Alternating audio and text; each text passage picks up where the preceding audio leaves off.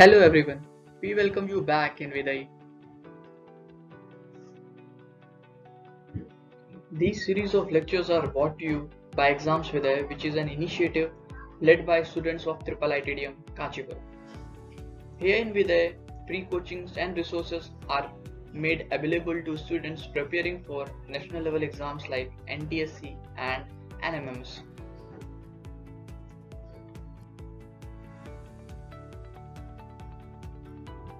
In this video lecture series, we are going to cover chapter Optics as per to the class 10 syllabus. In this part of the video, we will be covering light and its properties. Then we will be moving to phenomena of light. There we will be learning about refraction, its laws, dispersion, then understanding dispersion through glass prism experiment and rainbow formation. So yes, let's start this chapter by asking a simple question. What is light? This question makes sense here because the existence of whole optics is because of light. No. Light only enables us to see things, and then after that the existence of optics comes. So just to make this explanation bit more interactive, you guys can just stop the video whenever this kind of questions are coming and just give out your understanding in the comment section, so it will help to be active while listening. Hope so you have gave your answer. So let's come to the explanation. Light is a form of energy that enables us to see things. So this is a very precise and simple definition of light. There are various other properties that we observe in our day-to-day life, so you can also include that in the definition. Here there are 4 points that are mentioned, so they are just like they are the facts of light. First thing, light travels along a straight line. So you guys must have observed this thing. So whenever the light comes from a small hole or a small window, its path becomes visible and it appears along a straight line. Formation of shadow is also an example which shows that light travels along a straight line. Frequency and wavelength of light varies with its color. So we'll be seeing further about, we'll be explaining about the dispersion. So there the splitting phenomena of white light comes. They will be seeing that each color of light are having different wavelength and frequencies.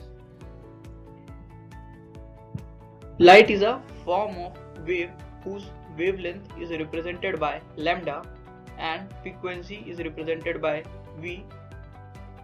So by the dual nature theory of light is particle as well as wave, but as of now we are considering light as wave. So it's having a wavelength which is lambda and frequency which is represented by small v, and this lambda and frequency is related to each other with speed of light, that is c. So c is equal to lambda times v. Here c is speed of light, and this is an important numerical value to be remembered, that c is equal to 3 into 10 to the power 8 meter per second. So yeah, we will be starting with refraction. So what is refraction? If you know about the refraction, or if you have read and you see something about this phenomena in your previous classes, you can just write it out in the comment section. Okay, so when a ray of light travels from one transparent medium into another medium obliquely. Again, when a ray of light travels from one transparent medium into another medium obliquely, then the path of light undergoes a deviation. This deviation of ray of light is called refraction. Okay, so here in this definition we are talking about two different mediums. In this image, if you will see, this is the first medium, that is air, and this is the second medium, that is glass. What does the definition says? Definition says a ray of light, which is this incident ray, is traveling from one transparent medium. So air is one transparent medium and glass is another transparent medium. So this incident ray is traveling from air to glass, and in this process it's getting deviated, and this whole phenomena is called refraction. There are other things that are mentioned in this image, that is this eye. This eye is called angle of incidence. How angle of incidence? This is the angle between the incident ray and the normal.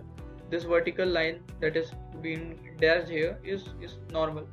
So the angle between incident ray and normal is called angle of incidence, and the angle between refracted ray and the normal is called angle of refraction, which is represented here as R. In refraction, we are having two laws. The first one is in your screen. What does it say? The incident ray, refracted ray, and the normal. Incident ray, refracted ray, and normal to the refracting surface all lies in a same plane. This incident ray, this refracted ray, and this normal, this vertical line, normal, they are saying all lies in a same plane. This is what the first law of refraction is. Okay, hope so you have understood the first law of refraction. Second law of refraction. This law is also called Snell's law. So second law of refraction is also known as Snell's law. What does this law says is the ratio of sine of angle of incidence and sine of angle of refraction is equal to ratio of refractive indexes of two mediums. So as per to the law, as per to definition of refraction, where we were having two different mediums here, which is denoted by N1, and another medium is N2. So as per to the second law, the ratio of sine of angle of incidence. So angle of incidence is here theta1.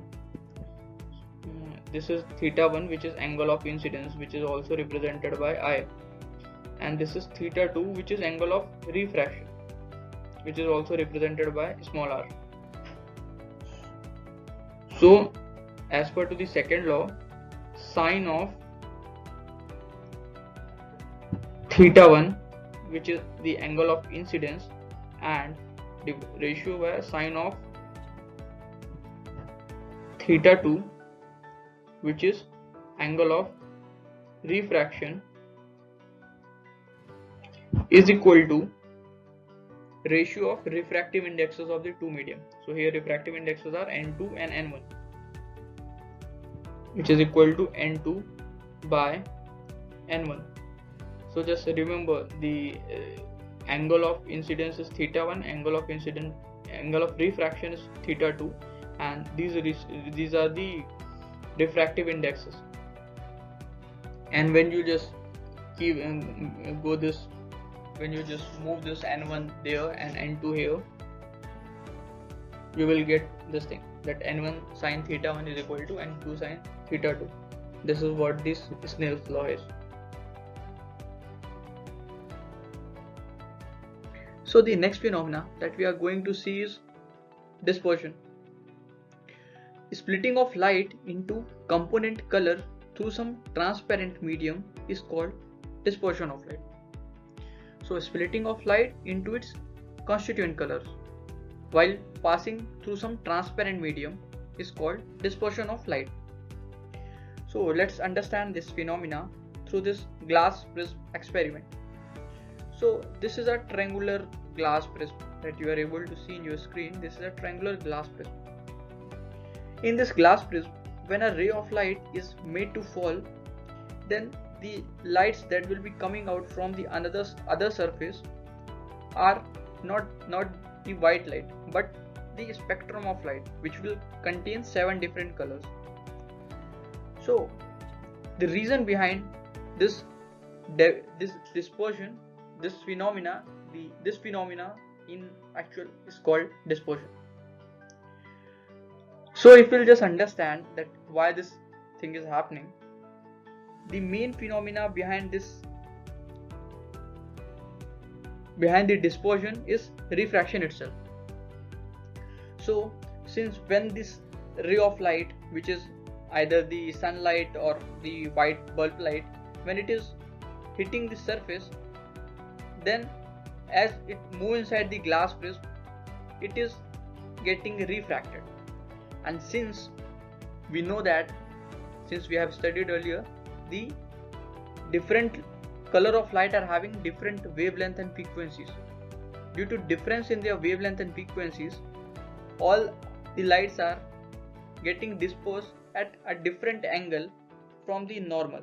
So this will be the normal to the surface of this glass prism, and when the ray of light just strike at this point B, different color of light are getting dispersed at different direction. And again, while coming out from this glass prism, the refraction takes place. So basically there are two surfaces of this glass prism where the light is passing, and at both the surfaces refraction is taking place. So firstly, refraction takes place from medium air to glass, and then from glass to air back. And since the surface of this glass prism is not parallel to each other, that's the reason we are able to see the constituent color of white light, which includes 7 different colors, which are red, orange, yellow, green, blue, indigo and violet. Okay. Now different colored light have different wavelength and frequencies. This point we have already seen, we have already covered this point, that different color light are having different wavelengths and different frequencies.